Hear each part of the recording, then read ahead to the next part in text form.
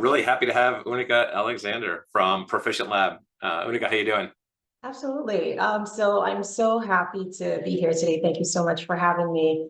So I am the co-founder and CEO at the Proficient Lab. I've been in the laboratory industry for about 14 years right now. And what I've really been doing before I've been an entrepreneur is building labs and optimizing operations.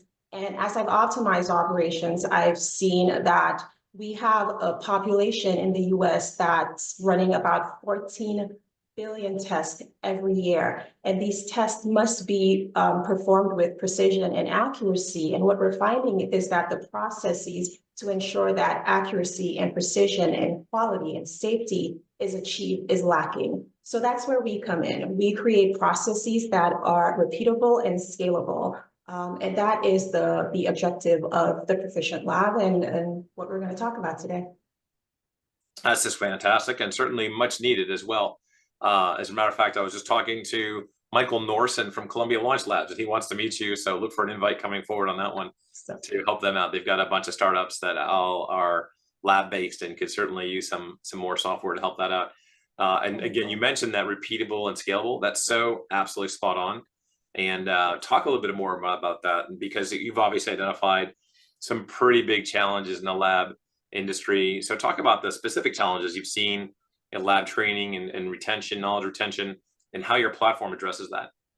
Yeah, absolutely. So what we find is that as labs need to repeat processes between different people and through different branches that that particular organization may have for laboratories, there's usually a disconnect between how individuals get from A to Z. And what you find is that you have subject matter experts who say, okay, I'm making the rules, this is how something's supposed to go. But as that gets diluted through different managers or supervisors, the objective of how these processes are supposed to flow starts changing. And that is what we're trying to avoid. We're trying to ensure that as you have a process that's outlined, whether it's for quality or for the compliance aspect of the laboratory, as these things are outlined by the subject matter expert, that can be scaled 1,000 times through 1,000 people, 1,000 laboratories, and still maintain the integrity of what the original intention was. And that is what we're doing in terms of repeatability. We're really breaking these processes down into bite-sized pieces of information. So it's instructional and anyone could basically pick up and get it done the right way.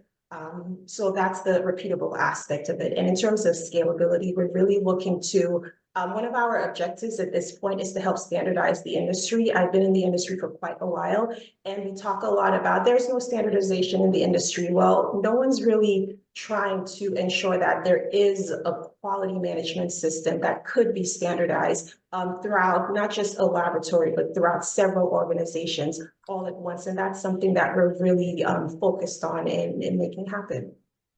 It's fantastic. And let's pick up that thread for a minute and talk more about what your version and what your vision of the industry looks like and how you're going to be able to help the industry grow over the next 5 years.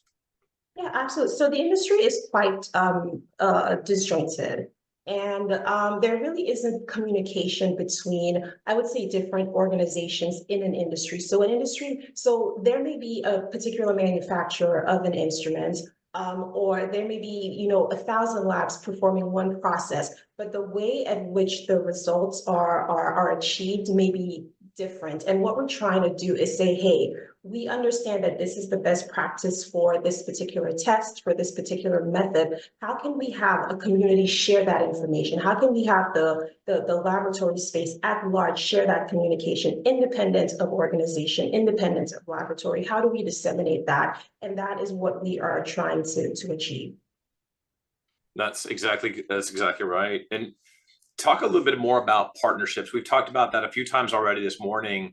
And if you could, talk about some of the partnerships and collaborations that are crucial to the development of your success and your platform, and how some of our community, whether they're investors or whether they're lab managers or whatnot, or developing molecules and they need a lab system, how are they working with you to really create success? Yeah, absolutely. So we have actually, we're working with larger organizations as well as startups. And I will say that for the startups, one of the problems we're able to solve for them, and that makes our partnership so great for them, is that they usually have a really good life science idea, which involves the laboratory space. But in terms of the compliance aspect of running a laboratory, of the operational aspect of it, there's usually not a good grasp on that. And what our system does is that it takes the expert and the novice through to the appropriate compliance endpoint. And that way it gives them a foot to stand on in terms of saying, this is what we're doing, this is compliant, this is going to get us to the quality that we need. In terms of the larger organizations that we've partnered with, they're able to really scale their processes. So for instance, we have a partner who has about 80 laboratories around the country. And before we came on board, it was extremely difficult for them to have a small quality department managing a large number of people around the country. And because our system is so centralized in terms of what the standards are and how that's disseminated multiple times, that small department is now able to oversee quite a number of individuals around the country, which makes it extremely time-saving and cost-effective for them. That's fantastic. Well, this is great. And just we have about a minute left. Any words of advice for startups that are following in your footsteps, especially New York City startups that are following your footsteps? Absolutely. I would say just just know your space. I know someone said that before, but I have definitely been on the receiving end of someone, an IT company building in the laboratory space, who really does not understand the workflow of a laboratory. It's quite complicated. There's so many nuances into getting from A to Z. So understand your space, understand what the problem is, and build a network within that space. That is my advice.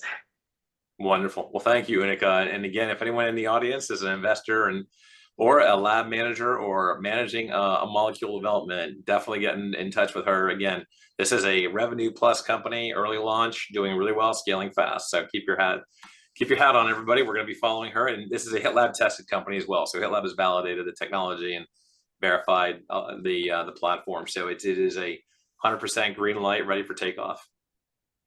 Yeah. Thanks, Unika. Take care.